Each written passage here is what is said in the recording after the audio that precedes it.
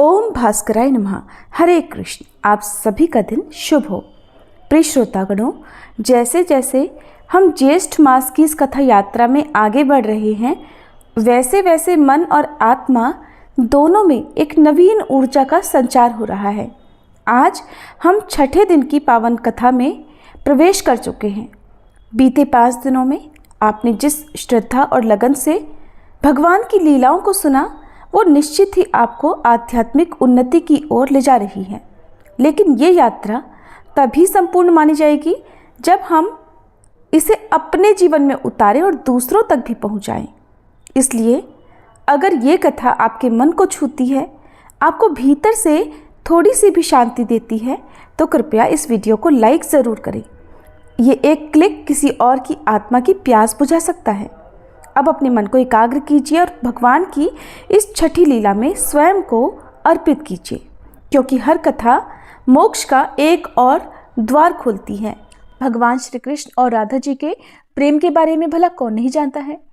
कहते हैं कि श्री कृष्ण और राधा जी का विवाह नहीं हो पाया था, लेकिन दोनों में इतना अटूट प्रेम था कि आज भी दोनों का नाम एक साथ लिया जाता है। श्री कृष्ण का राधा जी के लिए प्रेम और राधा जी का श्री कृष्ण के लिए समर्पण देखते ही बनता था। शायद इसीलिए अपने आप को सबसे बड़ा भक्त कहने वाले देवर्षि नारद जी को भी राधा जी से जलन होने लगी थी। ये बात श्री कृष्ण अच्छी तरह से जानते थे। एक दिन राधा जी के बारे में बात करने के लिए नारद जी श्री कृष्ण के पास आए। ये बात भगवान श्री कृष्ण को पता चल गई थी। जैसे ही नारद मुनि वहां पहुंचे तो श्री कृष्ण उन्हें देखकर अपना सिर पकड़कर बैठ गए।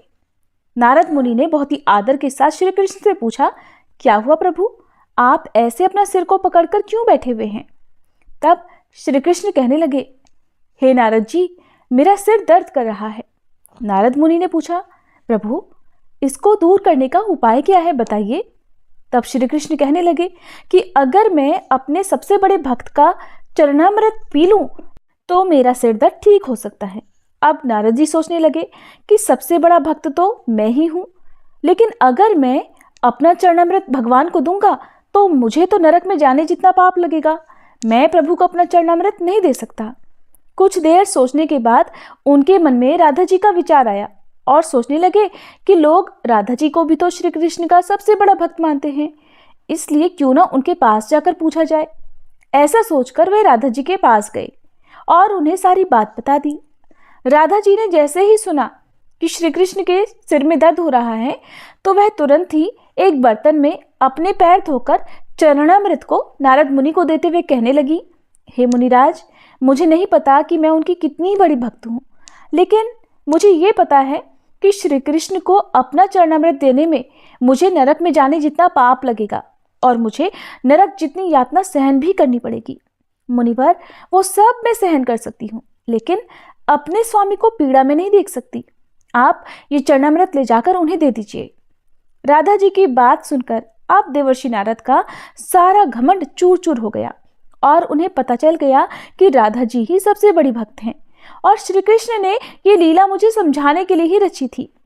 जब नारद मुनि राधा जी के पास से वापस आ रहे थे, तब उनके मुख से केवल राधा जी के नाम की ही धुन सुनाई दे रही थी।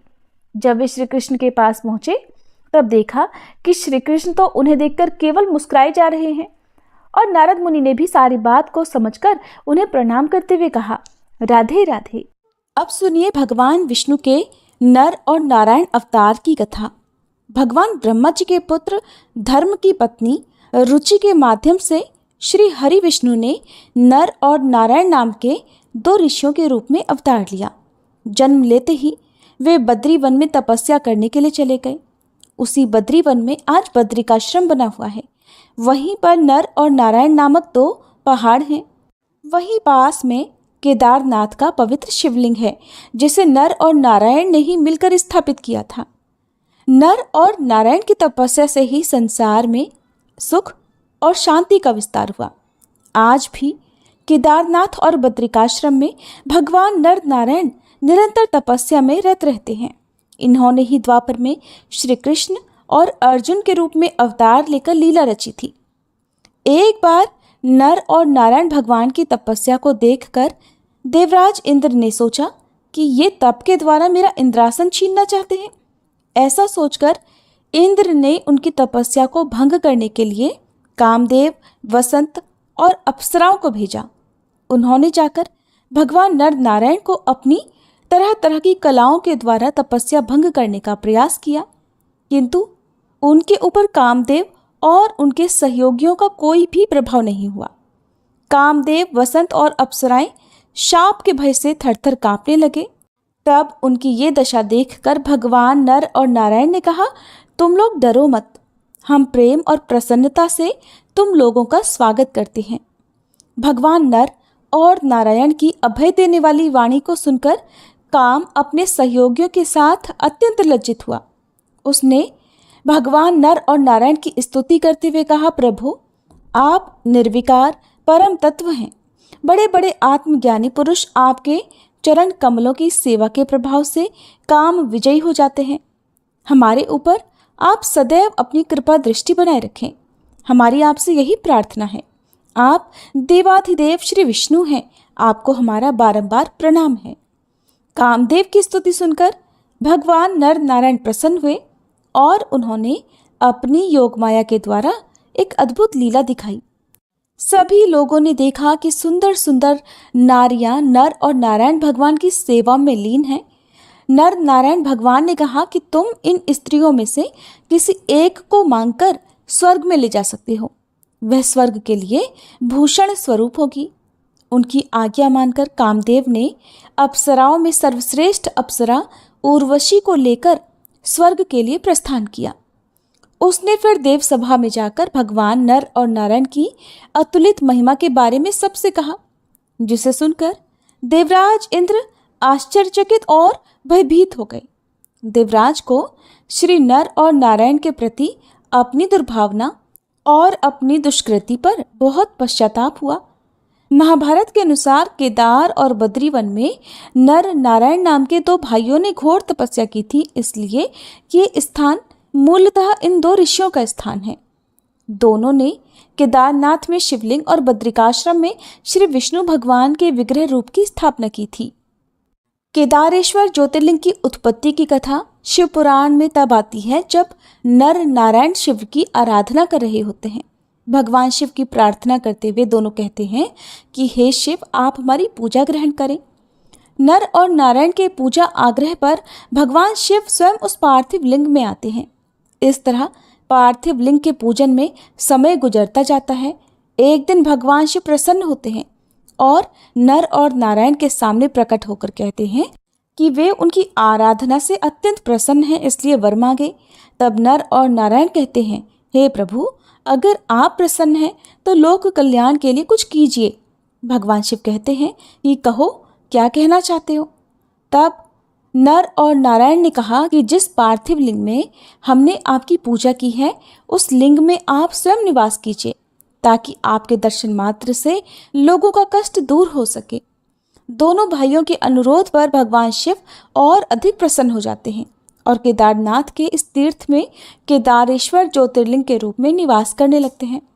इस तरह केदारेश्वर ज्योतिर्लिंग की उत्पत्ति होती है। महाभारत के अनुसार पाप से मुक्त होने के बाद केदारेश्वर में स्थित ज्योतिर्लिंग के आसपास मंदिर का निर्माण पांडवों ने अपने हाथ से किया था। बाद में इसका निर्माण दोबारा शंकराचार्य आदि ने करवाया था। इसके बाद राजा भोज ने यहाँ पर दिव्य मंदिर का निर्माण कराया था। ये थी अक्षय तृतीया के दिन सुनी जाने वाली भगवान नर और नारायण की कथा। मुनि नारायण देवर्षि नारद से कहते हैं कि संपूर्ण गोलोक का दर्शन करके उन तीनों देवताओं के मन में बड़ा हर्ष हुआ। फिर वे श्री राधा के प्रधान द्वार पर आए। उस द्वार का निर्माण उत्तम रत्नों और मणियों से हुआ था। वहां पर 2 वेदिकाएं थी। हल्दी के रंग की उत्तम मणि से, जिसमें हीरे का भी मिश्रण था, बनाए गए श्रेष्ठ रत्न मणि निर्मित किवाड़ उस द्वार की शोभा बढ़ाते थे। देवताओं ने देखा कि उस द्वार पर रक्षा के लिए परम उत्तम वीर भानु की नियुक्ति हुई है। वे रत्नों के बने हुए सिंहासन पर बैठे हुए हैं, पीतांबर पहने हुए हैं और रत्नमय आभूषणों से विभूषित हैं। तरह तरह के चित्रों से सजा हुआ उस अद्भुत और विचित्र द्वार की रक्षा करते हुए द्वारपाल वीर भानु के पास जाकर देवताओं ने प्रसन्नता पूर्वक अपना सारा अभिप्राय निवेदन किया। तब द्वारपाल ने निशंक होकर उन देवेश्वरों से कहा, हे देवगणों, मैं इस समय आज्ञा लिए बिना आप लोगों को भीतर नहीं जाने दूंगा। मुने ऐसा कहकर द्वारपाल ने श्री कृष्ण के स्थान पर सेवकों को भेजा और फिर उनकी आज्ञा पाकर देवताओं को अंदर जाने की अनुमति दी। उससे पूछकर वे तीनों देवता दूसरे उत्तम द्वार पर गए, जो पहले से अधिक विचित्र, सुंदर और मनोहर था। नारद उस द्वार पर नियुक्त हुए चंद्रभानु नामक द्वारपाल दिखाई दिए, जिनकी अवस्था किशोर थी। शरीर की कांति सुंदर और श्यामल थी। वे सोने का बेत हाथ में लेकर रत्नमय आभूषणों से विभूषित होकर रत्नमय सिंहासन पर ही विराजमान थे। 5 लाख गोपों का समूह उनकी शोभा बढ़ा रहा था। उनसे पूछकर देवता लोग तीसरे उत्तम द्वार पर गए, जो दूसरे से भी अधिक सुंदर, विचित्र और मणियों के तेज से प्रकाशित था। हे नारद, वहां द्वार की रक्षा में नियुक्त सूर्य भानु नामक द्वारपाल दिखाई दिए, जो 2 भुजाओं से युक्त मुरलीधारी, किशोर, श्याम और सुंदर थे। फिर उनसे पूछकर देवता लोग चौथे द्वार पर गए, जो उन सभी द्वारों से विलक्षण, रमणीय और मणियों की दिव्य दीप्ति से बड़ा सुसज्जित दिखाई दे रहा था। अद्भुत और विचित्र रत्न समूहों से जटित होने के कारण उस द्वार की सुंदरता और भी अधिक बढ़ गई थी। और उस द्वार की रक्षा करने के लिए ब्रजराज वसुभानु नियुक्त थे। देवता लोग उनसे मिले। वे भी किशोर अवस्था के सुंदर और श्रेष्ठ पुरुष थे। हाथ में मणिमय दंड लिए हुए थे। रमणीय आभूषणों से विभूषित होकर रत्न सिंहासन पर बैठे हुए थे। पके हुए बिंब फल के समान लाल होठ और मंद मंद मुस्कान से वो अत्यंत मनोहर दिखाई देते थे। देवता लोग उनसे पूछकर फिर 5वें द्वार पर गए। वह हीरे की दीवारों पर अंकित विचित्र चित्रों से अत्यंत प्रकाशमान दिखाई देता था। वहां देवभानु नामक द्वारपाल मिले, जो कि रत्नमय आभूषण धारण करके ही मनोहर सिंहासन पर आसीन थे। इस प्रकार एक एक करके 10 द्वार तक वे सभी देवतागण गए। फिर 11वें द्वार पर जब वे गए तो वह द्वार अत्यंत विचित्र और अद्भुत था।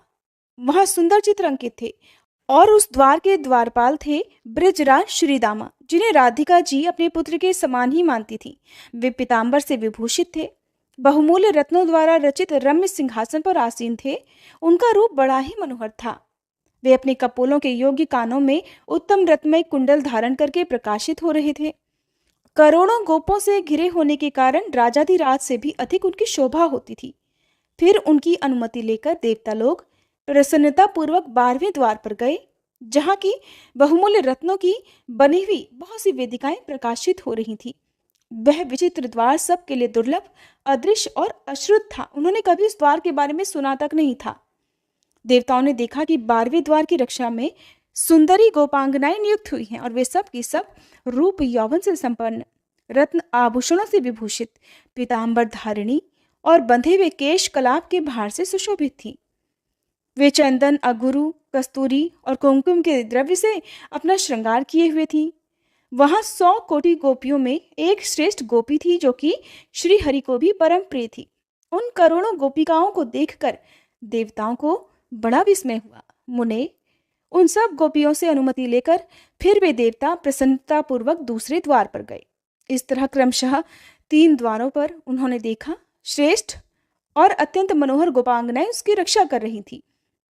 वे सुंदरियों में भी सुंदरी, रमणीया, मान्या और शोभाशालिनी हैं। सब की सब सौभाग्य में बढ़ चढ़ी और श्री राधिका जी की प्रिया हैं। इस प्रकार वे तीनों द्वार स्वप्नकालिक अनुभव के समान अद्भुत और अवर्णनीय थे। उन सबको देखकर और उन गोपांगनाओं से बात करके आश्चर्यचकित हुए वे तीनों देवेश्वर फिर 16वें मनोहर द्वार पर गए, जो कि श्री राधिका जी के अंतःपुर का द्वार था। वे सब द्वारों में प्रधान और केवल गोपांगनाओं द्वारा ही रक्षा के योग्य था। उस द्वार पर केवल गोपांगनाओं की ही नियुक्ति थी। श्री राधा जी की जो 33 समवयस्का सखियां थी, वे ही इस द्वार का संरक्षण करती थीं, अर्थात रक्षा किया करती थीं। द्वार पर खड़े हुए देवताओं ने उन सब को देखा। वह द्वार श्रेष्ठ रत्न निर्मित मणिरत्नों की वेदिकाओं से सुशोभित था। इंद्रनील मणि के बहुत से खंभे उसकी शोभा बढ़ा रहे थे। उनके बीचों बीच सिंदूरी रंग की लाल मणियां जड़ी हुई थी और उस द्वार को पारिजात पुष्पों की मालाओं से सजाया गया था। उन्हें छूकर बहने वाली हवा वहां चारों ओर सुगंध फैला रही थी। राधिका जी के उस परम आश्चर्यमय अंतःपुर के द्वार का अवलोकन करके, अर्थात उस द्वार को देखकर देवताओं के मन में श्री कृष्ण चरणारविंदों के दर्शन की इच्छा जाग उठी। उन्होंने उन सखियों से पूछकर शीघ्र ही द्वार के भीतर प्रवेश किया। प्रवेश करते ही उन सभी के शरीरों में रोमांच हो आया। भक्ति के उद्वेग से उनकी आंखें भर आई थी। उनके मुख और कंधे कुछ कुछ झुक गए थे। अब देवताओं ने श्री राधिका जी के उस श्रेष्ठ अंतःपुर को बड़ी निकटता से देखा, एकदम पास से देखा। नारद करोड़ों रत्नमय कलश और रत्न निर्मित पात्र वहां पर सजाकर रखे गए थे, जो बहुमूल्य होने के साथ ही बहुत सुंदर थे। उनसे उस दरबार की बड़ी शोभा हो रही थी। तरह तरह के वाद्यों की मधुर ध्वनि वहां गूंज रही थी। वीणा के स्वर यंत्रों के साथ ही गोपियों का सुमधुर संगीत भी सुनाई पड़ता था। ऐसे अंतःपुर को देखकर वे देवता विस्मय से विमुग्ध हो उठे। उन्होंने वहां मधुर गीत सुना और उत्तम नृत्य भी देखा। वे सब देवता वहां स्थिर भाव से खड़े हो गए। उन सब का मन ध्यान में लीन हो रहा था। उन देवेश्वरों को वहां रमणीय रत्न सिंहासन दिखाई दिया, जो 100 धनुषों के बराबर बड़ा था। वह सब ओर से मंडलाकार दिखाई देता था। श्रेष्ठ रत्नों के बने हुए छोटे छोटे कलश समूह उसमें जुड़े हुए थे। करोड़ों सूर्यों के समान वह प्रकाशमान हो रहा था। उस तेज स्वरूप को देखकर वे देवता ध्यान मगन हो गए और भक्तिभाव से मस्तक और कंधे झुकाकर बड़ी श्रद्धा के साथ उसको प्रणाम करने लगे। उस समय परमानंद की प्राप्ति से उनकी आंखों में आंसू भर आए। सारे अंग पुलकित हो गए और ऐसे जान पड़ते थे मानो उनकी सारी इच्छाएं, सारी मनोरथ पूर्ण हो गए हों। उन तेजस स्वरूप परमेश्वर को प्रणाम करके वे तीनों देवेश्वर उठकर खड़े हो गए और उन्हीं का ध्यान करते हुए उस तेज के सामने गए। ध्यान करते करते जगत सृष्टा ब्रह्मा जी के दोनों हाथ जुड़ गए और उन्होंने शिव जी को दाहिने और धर्म को बाएं कर लिया। फिर भक्ति के उद्वेग से अपने मन को ध्यान मगन करके उन परात्मा गुणातीत परमात्मा जगदीश्वर श्री कृष्ण की स्तुति करने लगे। श्री ब्रह्मा जी बोले, जो वर, वरेण्य, वरद और संपूर्ण प्राणियों की उत्पत्ति के कारण है, उन तेज स्वरूप परमात्मा को मैं नमस्कार करता हूँ। जो मंगलकारी, मंगल के योग्य, मंगलदायक और समस्त मंगलों के आधार हैं, उन तेजोमय परमात्मा को मैं नमस्कार करता हूँ। प्रभु, आप निराकार होते हुए भी दिव्य आकार धारण करते हैं। इंद्रियातीत होकर भी इंद्रिय युक्त होते हैं। आप सबके साक्षी हैं, परंतु आपका साक्षी कोई नहीं है। आप तेजोमय परमेश्वर को मेरा नमस्कार है। आपके पैर नहीं है तो भी आप चलने की योग्यता रखते हैं। नेत्रहीन होकर भी सभी को देखते रहते हैं। हाथ और मुख से रहित होकर भी भोजन करते हैं। आप तेजोमय परमात्मा को मेरा नमस्कार है। विद्वान पुरुष उसी का वर्णन कर सकते हैं वेद में जो वस्तु निरूपित होती है, जिसका वेद में भी निरूपण नहीं हो सका है। आपके उस तेजोमय स्वरूप को मैं नमस्कार करता हूँ। हे परमेश्वर, आपका जो परम सुंदर और कमनीय किशोर रूप है, जो मंत्रोक्त ध्यान के अनुरूप है, आप उसी का हमें दर्शन कराइए। जिसकी अंग कांति नूतन जलधर के समान श्याम है, जो पीतांबरधारी और परम सुंदर है, जिसके 2 भुजाएं, हाथों में मुरली और मुख पर मंद मंद मुस्कान है, जो अत्यंत मनोहर है, माथे पर मोर पंख का मुकुट धारण करता है, मालती के पुष्प समूहों से जिसका श्रृंगार किया गया है, जो चंदन, अगरू, कस्तूरी और केसर के अंगराग से चर्चित है, अमूल्य रत्नों के सार तत्व से निर्मित आभूषणों से विभूषित है, बहुमूल्य रत्नों के बने हुए किरीट मुकुट जिसके मस्तक को उद्भासित कर रहे हैं, जिसका मुखचंद्र शरत काल के प्रफुल्ल कमलों की शोभा को भी चुरा लेता हो, जो पके हुए बिंबफल के समान लाल होठों से सुशोभित है, परिपक्व अनार के बीज की तरह चमकीली दंत पंक्ति जिसके मुख की सुंदरता को और भी बढ़ाती है, जो रास रस के लिए उत्सुक होकर केली कदम के नीचे खड़ा है,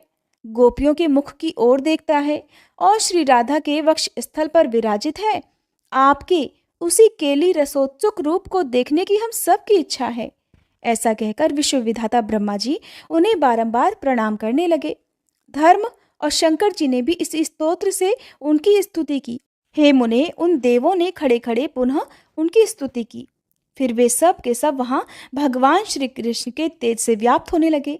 धर्म, शिवजी और ब्रह्मा जी के द्वारा किए गए इस स्तवन को जो प्रतिदिन श्री हरि की पूजा काल में भक्ति पूर्वक पढ़ता है या सुनता है, वह उनकी अत्यंत दुर्लभ और दृढ़ भक्ति प्राप्त कर लेता है। देवता, असुर और मुनिंद्र को श्री हरि का दास दुर्लभ है, परंतु इस स्तोत्र का पाठ या श्रवण करने वाला उसे बड़ी आसानी से पा लेता है। वह संपूर्ण सौभाग्य और आरोग्य लाभ करता है। उसके यश से सारा जगत पूर्ण हो जाता है।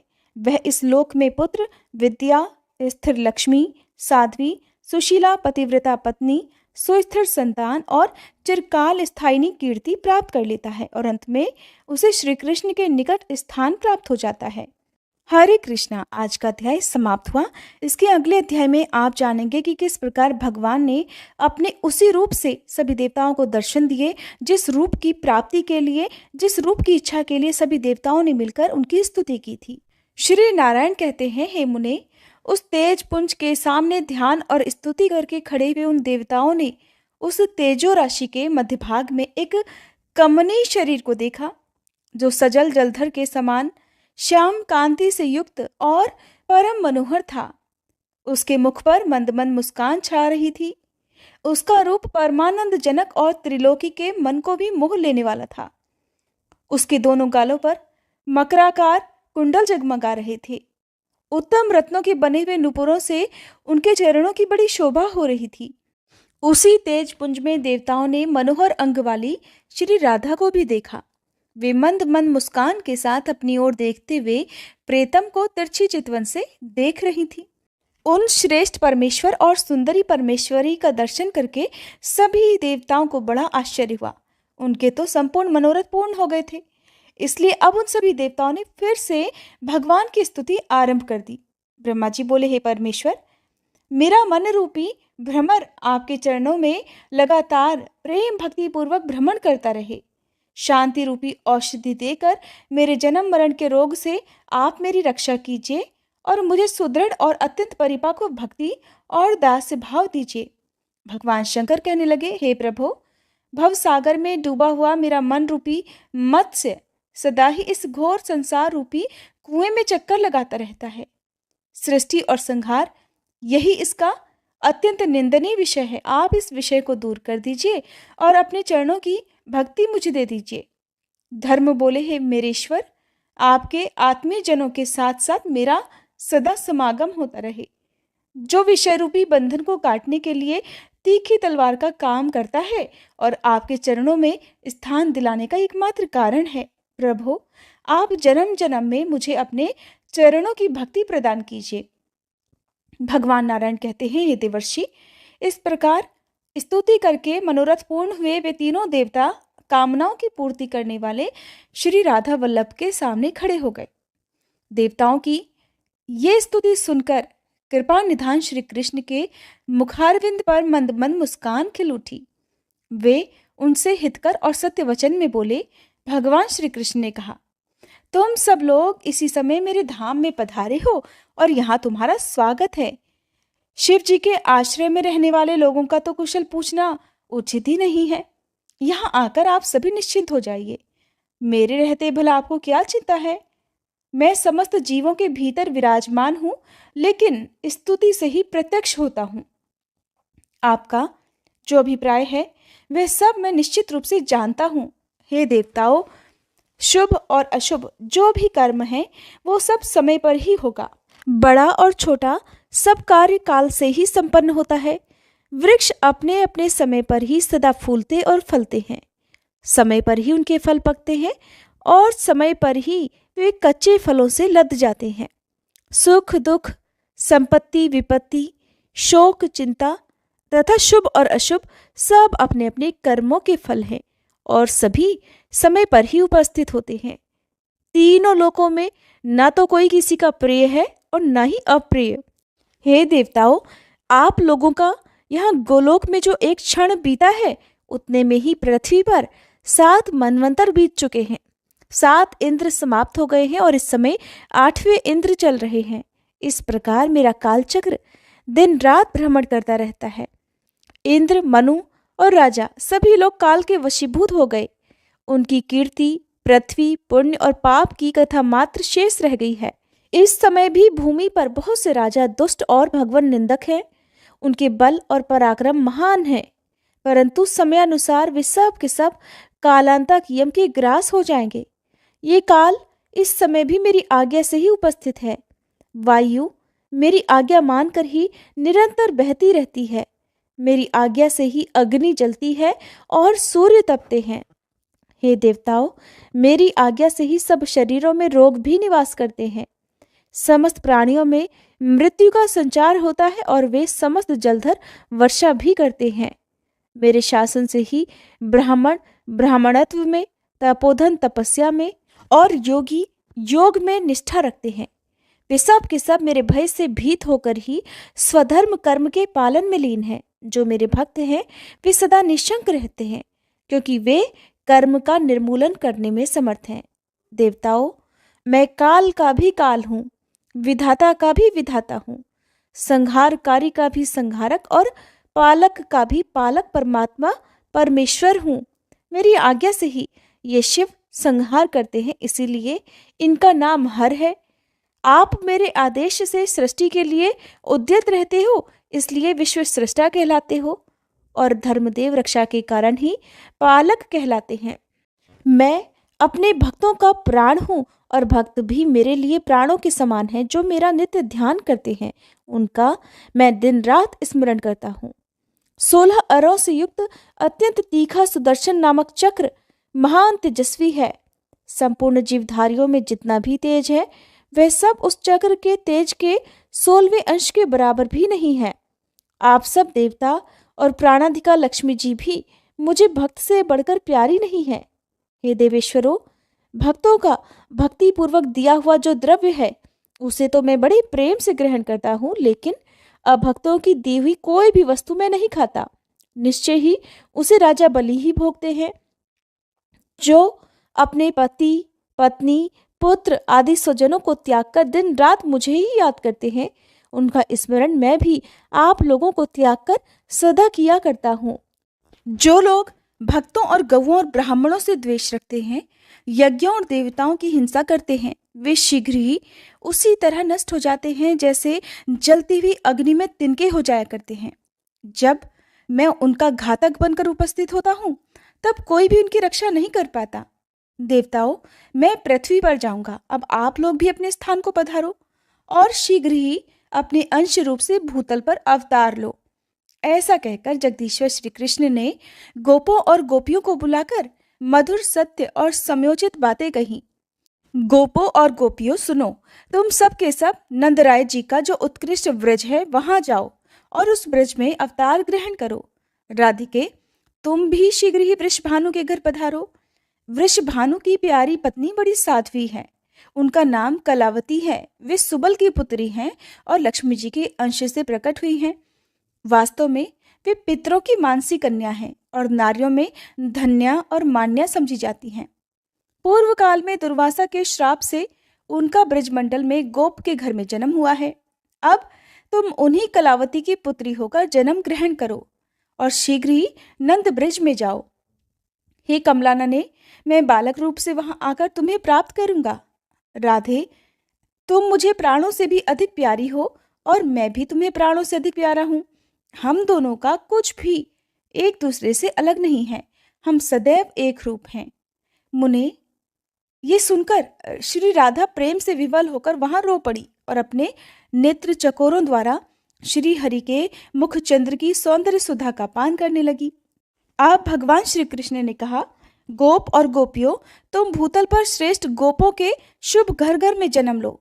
श्री कृष्ण की ये बात पूरी होते ही वहां सभी लोगों ने देखा कि एक उत्तम विमान वहां पर आ गया। वह श्रेष्ठ मणिरत्नों के सारतत्व और हीरों से विभूषित था।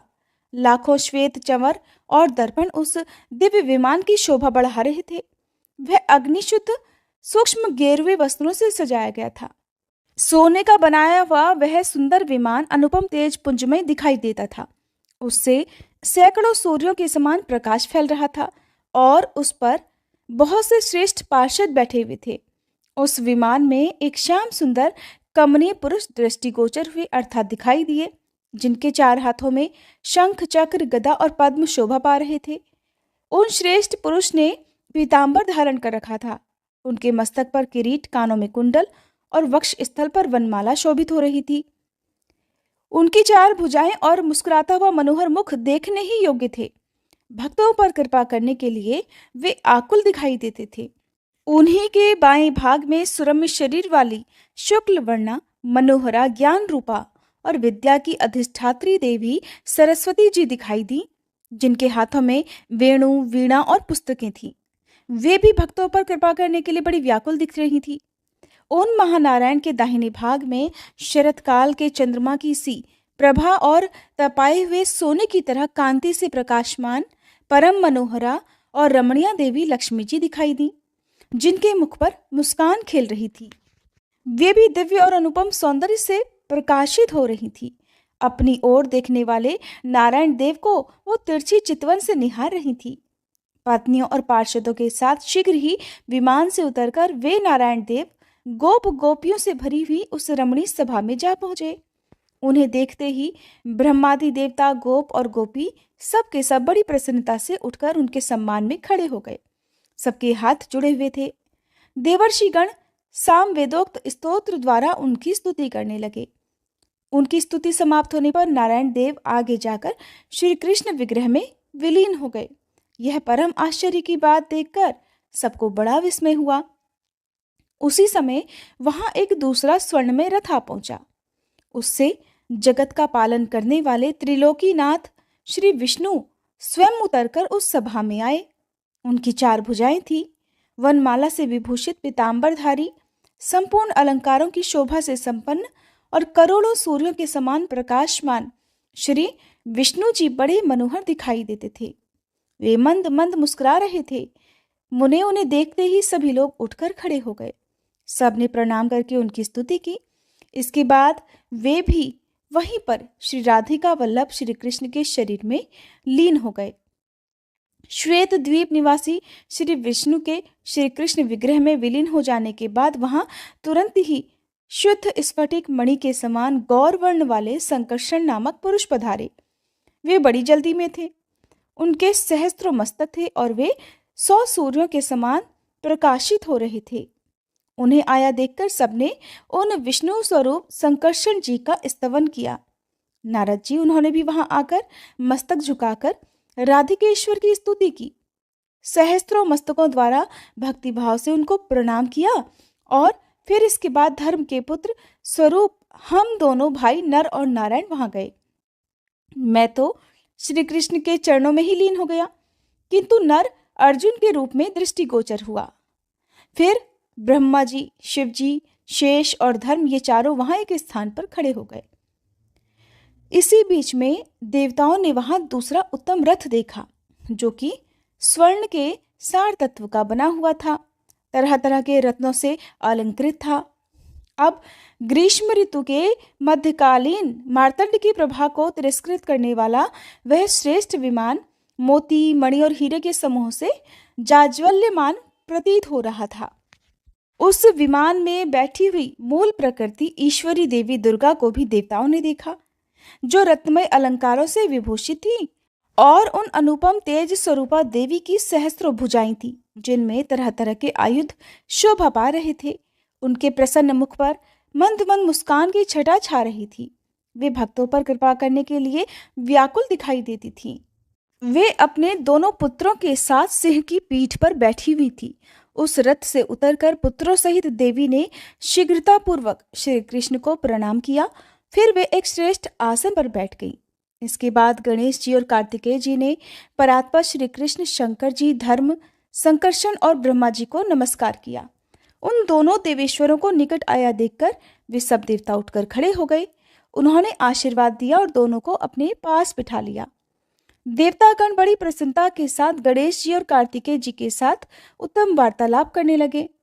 उस समय देवता और देवी उस सभा में श्री हरि के सामने बैठ गए। उन्हें देखकर बहुसंख्यक गोप और गोपियां आश्चर्य से हैरान हो रही थी।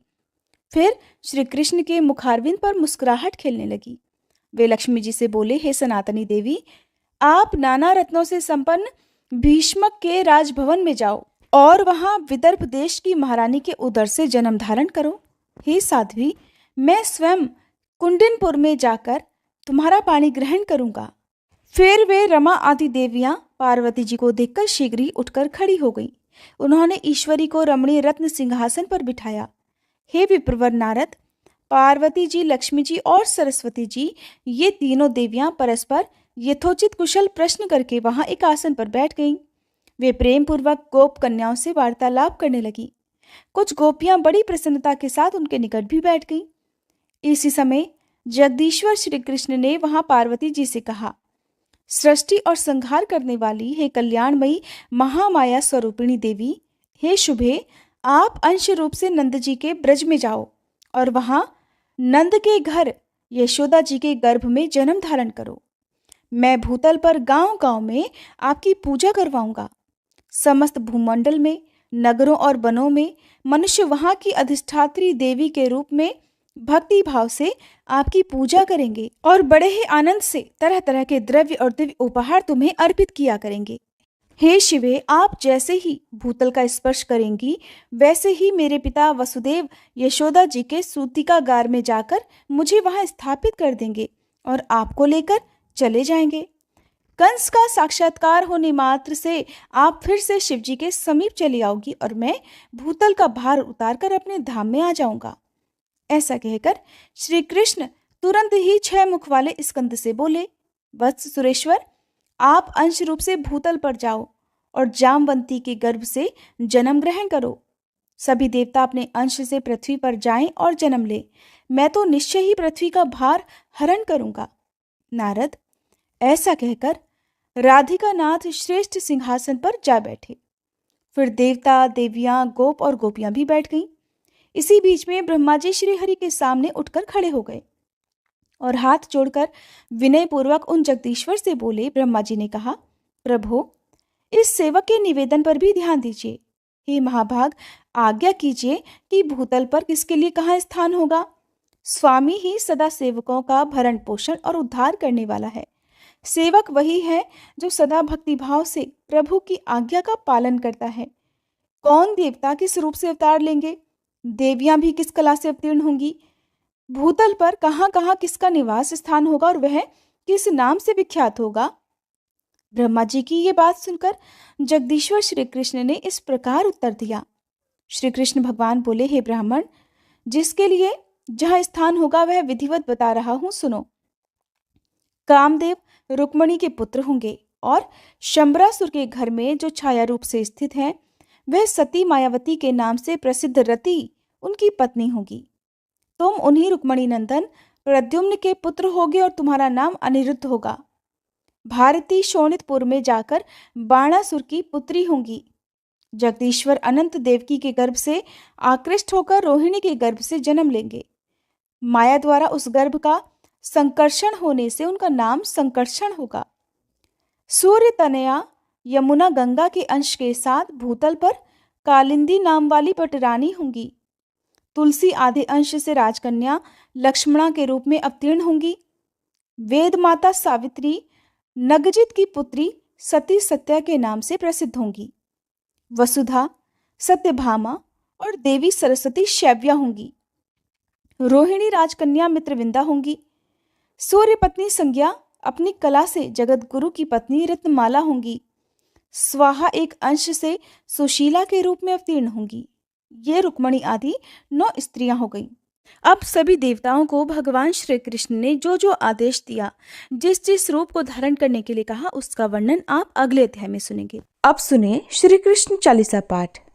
बंशी शोभित कर मधुर नील जलद तन श्याम, अरुण अधर जनु बिंबा फल नयन कमल अभिराम, पूर्ण इंद्र अरविंद मुख पीतांबर शुभ साज, जय मन मोहन मदन छवि कृष्ण चंद्र महाराज। जय यदुनंदन जय जगवंदन, जय वसुदेव देवकी नंदन, जय यशोदासुत नंद दुलारे, जय प्रभु भक्तन के धृग तारे, जय नट नागर नाग नथैया, कृष्ण कन्हैया धेनु चरैया, पुनि नख पर प्रभु गिरिवर धारो, आओ दीनन कष्ट निवारो। वंशी मधुर अधर धरि तेरी, होवे पूर्ण मनोरथ मेरो। आओ हरि पुनि माखन चाखो, आज लाज भारत की राखो। गोल कपोल चिबुक अरुणारे, मृदु मुस्कान मोहिनी डारे। रंजित राजीव नयन विशाला, मोर मुकुट वैजंती माला। कुंडल श्रवण पीत पट आछे, कटी किंकणी काछन काछे। नील जलज सुंदर तन सोहे, छवि लखि सुर नर मुनि मन मोहे।